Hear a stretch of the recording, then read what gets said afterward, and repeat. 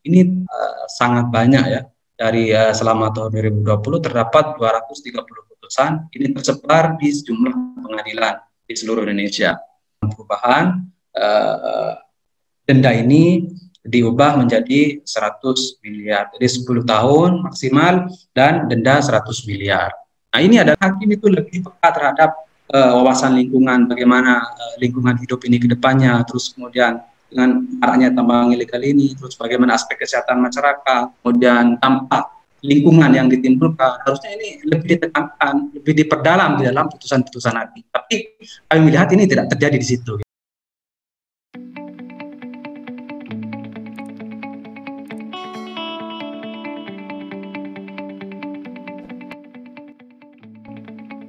Bismillahirrahmanirrahim. Assalamualaikum warahmatullahi wabarakatuh.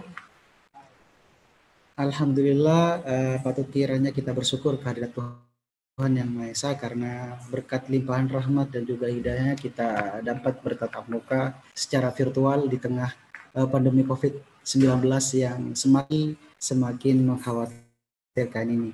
Tapi saya doakan teman-teman dan rekan-rekan sekalian dalam keadaan sehat walafiat sehingga dapat melaksanakan kegiatan sehari-hari dengan baik. Pak Ibu dan rekan-rekan sekalian, pada sore hari ini perkenalkan saya Muhammad Firdan Saifullah yang akan memandu acara kita pada sore hari ini.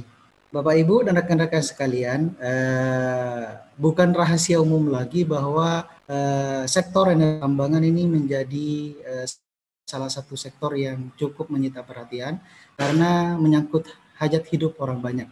Sebagaimana telah kita bahwa telah diatur sendiri dalam pasal 33 Undang-Undang Dasar 1945. Bapak Ibu sekalian, pemetaan kasus hukum yang dilakukan oleh Pusat Studi Hukum Energi dan Pertambangan bertujuan tak lain dan tak bukan adalah untuk mengetahui karakteristik perkara-perkara pertambangan yang terjadi selama tahun 2020. Oleh karena itu, kami di tim advokasi Pusat Studi Hukum Energi dan Pertambangan mencoba untuk melakukan dan pemetaan terhadap kasus hukum di sektor energi dan pertambangan dalam 1 tahun terakhir dengan basis data putusan pengadilan yang diakses dari Direktori Putusan Mahkamah Agung.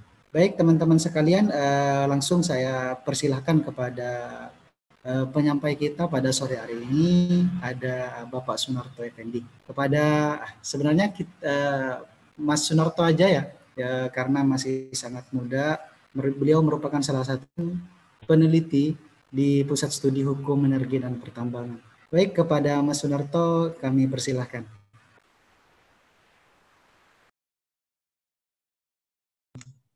Terima kasih Bapak Moderator. Assalamualaikum warahmatullahi wabarakatuh. Selamat sore Bapak Ibu rekan-rekan sekalian. Sejahtera bagi kita semua. Alhamdulillah wassalatu wassalamu ala Rasulillah wala haula wala quwata illa billah amma ba'du. Pada kesempatan kali ini kita berjumpa kembali di acara virtual yang dilaksanakan oleh PUSEP. Ini merupakan acara virtual pertama di tahun 2021. Jadi kemarin kita sudah beberapa kali menyelenggarakan diskusi selama tahun 2020 secara virtual, khususnya pada masa pandemi. Nah, dan kita kembali lagi di tahun 2021 dan pandemi juga masih belum usai. Hari ini sudah dimulai vaksin. Semoga kita semua dalam keadaan sehat walafiat. Bapak Ibu rekan-rekan sekalian, pada kesempatan kali ini kami akan menyampaikan pemetaan kasus hukum atau pemantauan kasus hukum terkait dengan sektor energi dan pertambangan selama tahun 2020. Namun perlu saya tegaskan di awal bahwa untuk kali ini kami akan fokus ke sektor pertambangan terlebih dahulu. Jadi kami tim advokasi di PUSEP melakukan pemantauan dan pemetaan kasus hukum selama tahun 2020 dengan berbasis putusan pengadilan yang telah di-share atau yang tersedia di Direktori Putusan Mahkamah Agung. Baik Bapak Ibu sekalian, sebelum masuk ke materi mungkin sebagai pengantar bahwa sebagaimana kita ketahui, negara kita, negara Republik Indonesia merupakan salah satu negara yang memiliki potensi sumber kekayaan sumber daya alam yang melimpah. Di antaranya adalah kekayaan mineral dan batu bara. Jadi kita ada di peringkat 7 cadangan emas dunia, ada di peringkat 5 cadangan timah dunia, kemudian ada di peringkat 7 tembaga dunia, dan ini yang dahsyat ada di peringkat 1 cadangan nikel dunia. Jadi kita memiliki sumber daya nikel itu 9,31 miliar biji ton.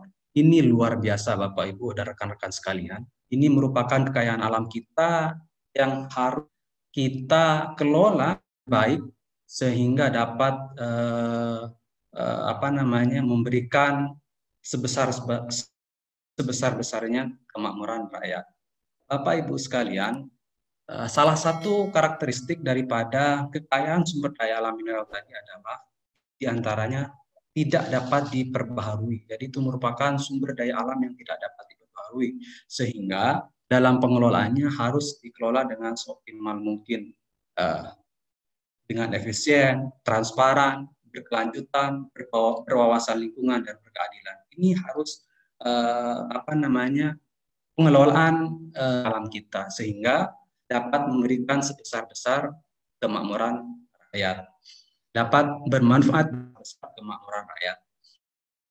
Nah, Bapak Ibu sekalian, untuk pengelolaan ini sebenarnya negara sudah hadir dengan adanya undang-undang, terlepas dari segala versi di dalamnya. Ada Undang-Undang Minerba, Undang-Undang Nomor 4 tahun 2009 yang kemudian diubah dengan Undang-Undang Nomor 3 tahun 2020.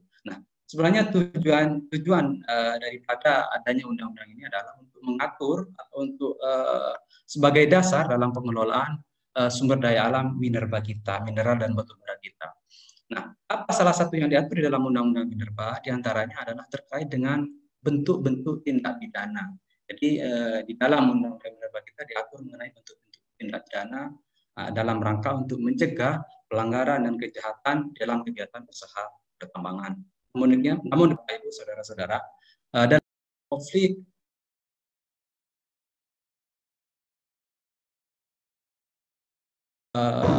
kegiatan usaha pertambangan mineral dan batu bara. Nah, di mana kita bisa melihat? Kita bisa lihat dari putusan yang telah diputus oleh pengadilan negeri. Jadi begitu banyak ternyata bentuk pelanggaran dan kejahatan dalam tindak pidana, termasuk bentuk-bentuk tindak pidana sebagaimana diatur dalam Undang-Undang Minerba. Nah, baik, selanjutnya ini adalah data kasus pertambangan. Jadi, sebagaimana telah disampaikan di awal, pemetaan kasus hukum sektor pertambangan ini basisnya adalah putusan pengadilan di Direktorat Mahkamah Agung. Jadi Bapak Ibu, selama tahun 2020 per 12 Desember 2020, berdasarkan hasil pemantauan kami, penelusuran kami, terdapat 230 putusan terkait dengan kasus di sektor pertambangan. Ini sangat banyak ya.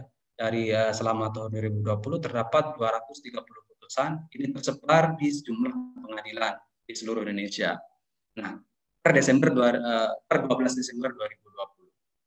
Nah, lebih lanjut, nah ini kalau kita coba petakan per bulannya, terkait dengan berapa jumlah perkara yang diputus setiap bulannya, ini coba kami sajikan di sini dalam bentuk tabel, dalam bentuk diagram. Jadi hampir setiap bulan ada perkara sektor pertambangan, ada perkara kasus tambang yang diputus oleh pengadilan negeri. Nah, ini coba dari Januari sampai Desember, hampir rata tiap bulan mesti ada kasus pertambangan yang diputus oleh pengadilan negeri. Dan ini tersebar di seluruh pengadilan negeri di Indonesia. Misalkan ada 3 perkara, di bulan Februari ada 13 perkara yang diputus sampai bulan Desember, dan yang paling banyak adalah pada bulan April ada 34 perkara kasus. Kemudian tadi berdasarkan periode atau per bulan.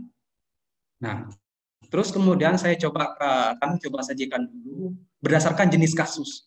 Nah, dari 230 perkara tersebut, kami coba bagi ke dalam 6 kasus, 6 jenis. Yang pertama adalah ada penambangan ilegal. Nah, ini yang paling banyak. Dari 230 ini hampir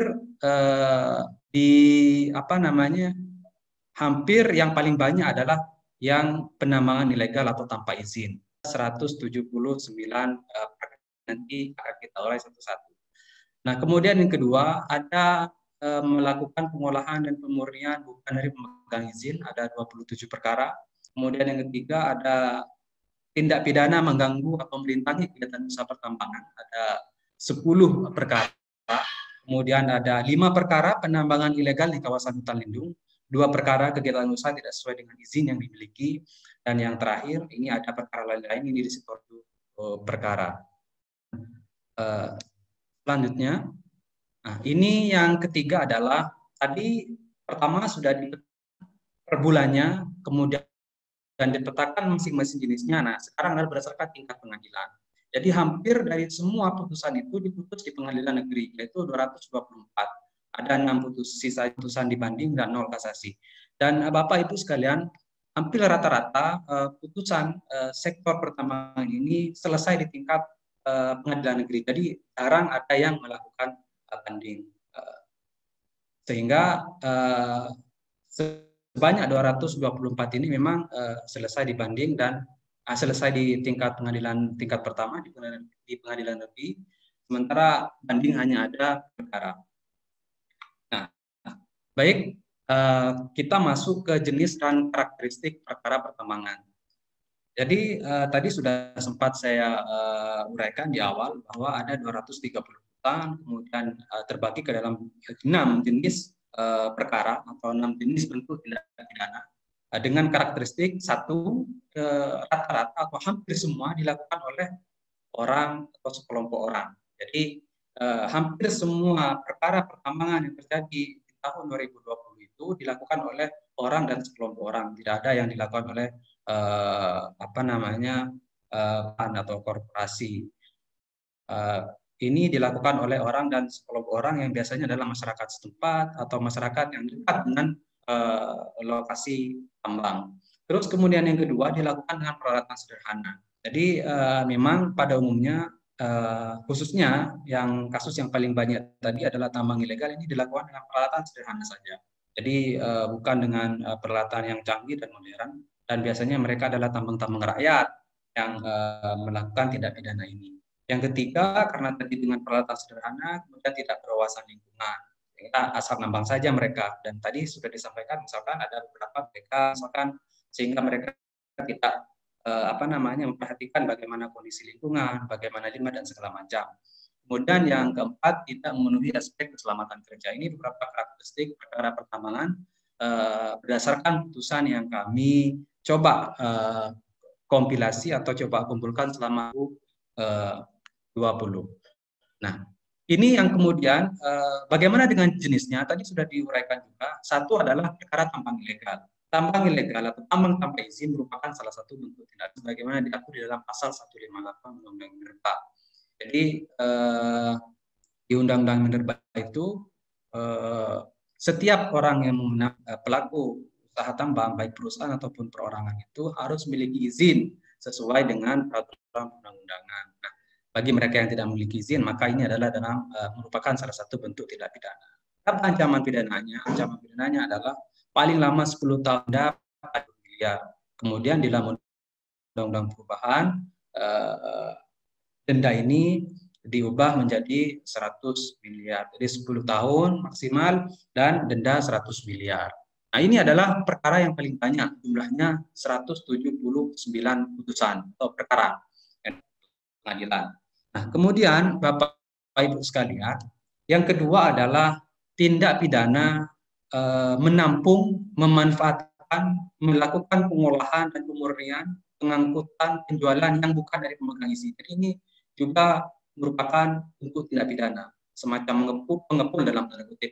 Jadi mereka yang menampung usaha hasil tambang, memanfaatkan, melakukan pengolahan dan pemurnian, pengangkutan, penjualan yang bukan dari pemegang izin. Nah, ini adalah bentuk tindak pidana yang diatur dalam Undang-Undang Minerba, yaitu di pasal 161 Undang-Undang Minerba. Berapa pidana penjaranya? Pidananya adalah paling lama 10 tahun dan denda paling banyak 10 miliar. Kemudian di dalam Undang-Undang Perubahan diubah menjadi 100 miliar. Nah, kenapa di sini saya juga bandingkan di Undang-Undang Nomor 4 2009 dan Undang-Undang 3 2020 karena selama tahun 2020 itu paling banyak masih menggunakan Undang-Undang Minerba yang lama, Undang-Undang sebelum perubahan, yaitu Undang-Undang Nomor 9 tahun Nomor 4 tahun 2009.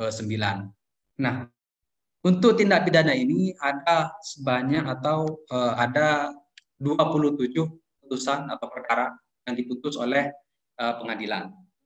Kemudian yang selanjutnya, bentuk tindak pidananya adalah mengganggu atau merintangi kegiatan usaha pertambangan. Ini biasanya yang dipakai oleh beberapa aktivis tambang sebagai bentuk kriminalisasi.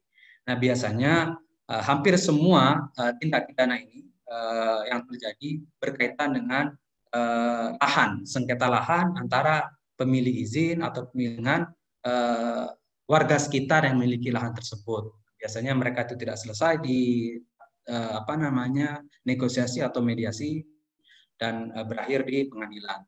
Nah, ini diatur di dalam pasal 62 Undang-Undang Minerba. Pada prinsipnya, tindak pidana ini dibuat dalam rangka memberikan pelindungan keberlangsungan kegiatan usaha tambang bagi mereka yang sudah memiliki izin sesuai dengan peraturan perundang-undangan. Namun dalam beberapa kasus memang kerap kali dijadikan dasar atau oleh sebagian orang dianggap sebagai kriminalisasi bagi mereka yang mengganggu atau merintangi kegiatan usahanya. Bapak Ibu sekalian, untuk tindak pidana ini selama tahun 2020 ada 10 perkara atau 10 putusan di seluruh pengadilan negeri. Kemudian selanjutnya penambangan ilegal di kawasan lindung. Ini bentuk tindak pidana yang diatur di dalam pasal 89 Undang-Undang Nomor 18 tahun 2013. Pidananya ada pidana paling singkatnya 3 tahun dan paling lama 15 tahun serta pidana denda paling sedikit 1,5 miliar dan paling banyak 10 miliar. Ada 5 putusan atau 5 perkara yang diputus oleh pengadilan negeri terkait dengan tindak pidana ilegal di kawasan hutan lindung ini. Nah, kemudian selanjutnya adalah kegiatan penambangan tidak sesuai dengan IO. Jadi di Undang-Undang Minerba dan peraturan terkait dengan kegiatan usaha pertama, izin yang harus dimiliki oleh pelaku kegiatan usaha tambang. Jadi misalkan bagi mereka yang menambang tidak sesuai dengan izin yang dimiliki, maka itu adalah salah satu bentuk tindak pidana. Misalkan izin yang dimiliki adalah izin eksplorasi, kemudian melakukan operasi produksi. Nah, itu adalah salah satu tindak pidana yang diatur di dalam pasal 160 ayat 2 Undang-Undang Minerba. Pidananya paling lama 5 tahun dan denda paling banyak 10. Di Undang-Undang Perubahan diubah menjadi 100 miliar untuk pidana dendanya. Nah, ini ada 2 perkara atau 2 putusan yang diputus oleh pengadilan. Kemudian yang terakhir, ini lain-lain, ini terkait dengan perkara migas, ada 7 putusan. Dari 7 putusan itu bentuk tindak pidana ada 1, meniru atau memasukkan BBM, mengoplos BBM. Yang kedua, melakukan distribusi BBM, pelanggaran distribusi BBM yang dan yang ketiga, tindak pidana melakukan pengolahan dan penyimpanan BBM tanpa izin. Bapak Ibu sekalian, selanjutnya dari ke 230 putusan itu, bagaimana dengan penuntut umum? Kami coba di sini juga menguraikan bagaimana sih tuntutan penuntut umum menuntut para terdakwa itu di dalam perkara tambang. Nah, sekali lagi Bapak Ibu, dari 230 putusan itu terdakwa dituntut ringan dibandingkan dengan ancaman pidananya. Karena tadi mereka mungkin karena mereka dilakukan oleh masyarakat biasa, masyarakat setempat, rata sederhana. Gitu. Contohnya misalkan dalam perkara pertambangan ilegal yang ini paling banyak terjadi selama tahun 2020, ancaman pidananya 10 tahun, rata-rata terdakwa dituntut di bawah 1 tahun. Ada yang 5 bulan, 6 bulan, 7 bulan. Hanya ada satu perkara yang paling tinggi, yaitu perkara nomor 8, Bapak Ibu ini saya tampilkan di depan di layar monitor. Nomor 8 dari Densus 2020, pidana penjara tuntutannya 8 tahun dan denda 1 miliar. Dan paling rendah ada di perkara 119, yaitu pidana penjara 2 bulan dan denda Rp500.000. Nah, jadi sekali lagi, pada umumnya dari 230 putusan itu terdakwa dituntut ringan oleh penuntut umum dengan ancaman pidananya. Jadi untuk tambang ilegal yang paling banyak terjadi itu rata-rata dituntut di bawah 1 tahun. Nah, kemudian ini saya coba tampilkan, ini adalah beberapa perkara pertambangan tahun 2020 dengan tuntutan paling tinggi. Ini saya bagi ke dalam beberapa jenis perkaranya sebagaimana diuraikan tadi. Untuk perkara penambangan ilegal, tuntutan paling tinggi 8 tahun, dari ancaman pidananya 10 tahun. Kemudian untuk kegiatan yang tidak sesuai dengan izin eksplorasi, melakukan kegiatan operasi produksi, ini tuntutan penuntut umum 8 bulan paling tinggi dari semua kasus yang ada selama tahun 2020 dibandingkan dengan ancaman pidananya 10 tahun. Kemudian untuk menghalang-halangi atau merintangi kegiatan usaha pertambangan ini 9 bulan, ancamannya 1 tahun.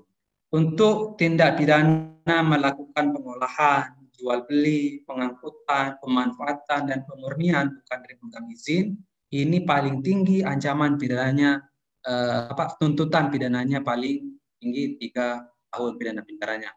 Nah, untuk tindak pidana ini ini bukan kumulatif tapi alternatif. Biasanya di dalam beberapa perkara majelis hakim cuman membuktikan salah satu dari beberapa jenis perkara ini, misalkan melakukan jual beli atau pengangkutan.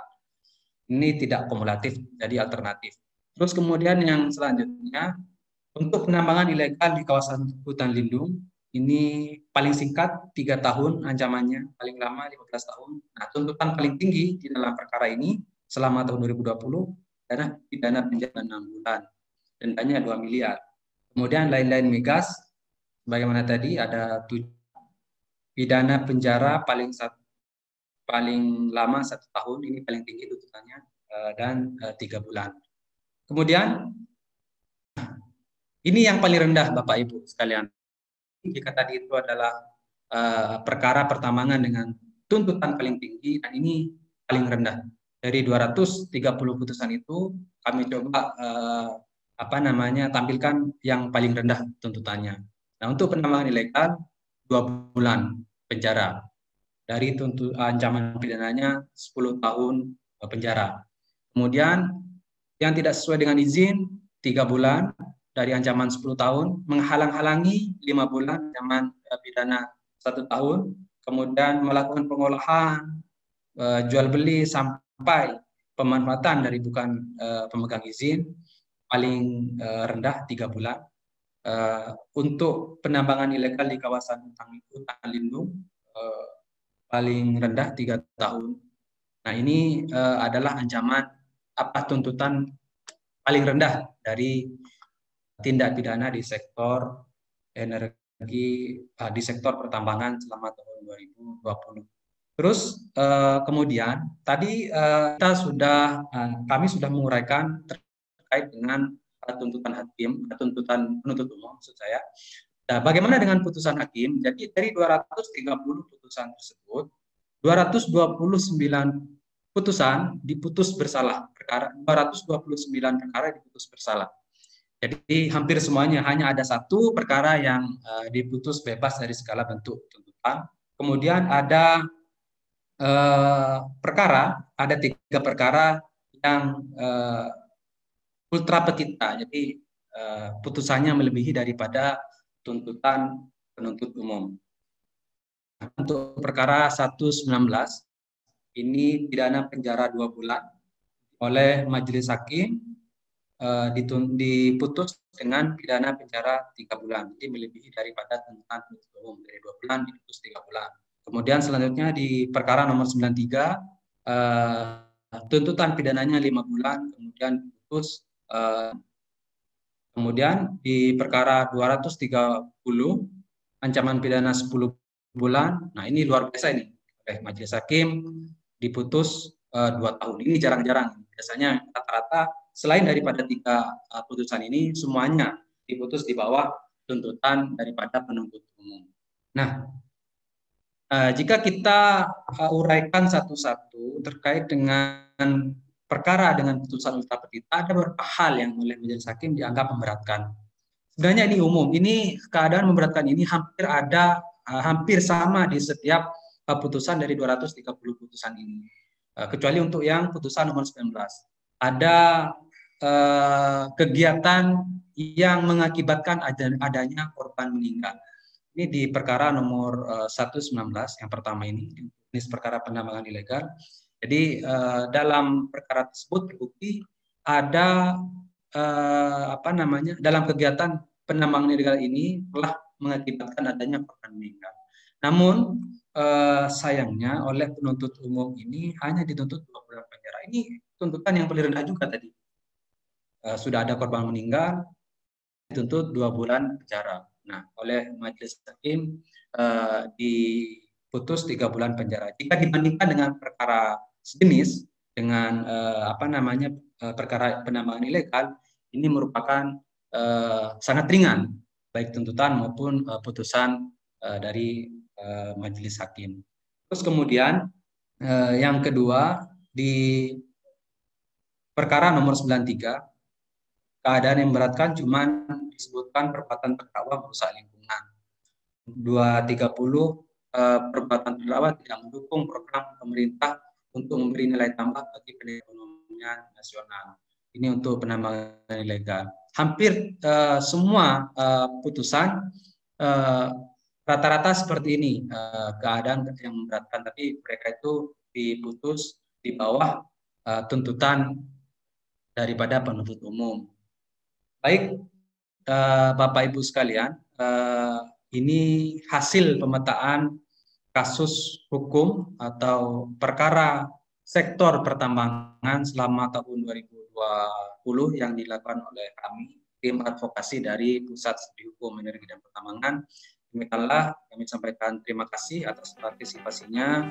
Saya pasrahkan kembali kepada Bapak Moderator, Mas Wirtan. Baik, terima kasih Mas Sunarto atas penyampaiannya. Rekan-rekan sekalian,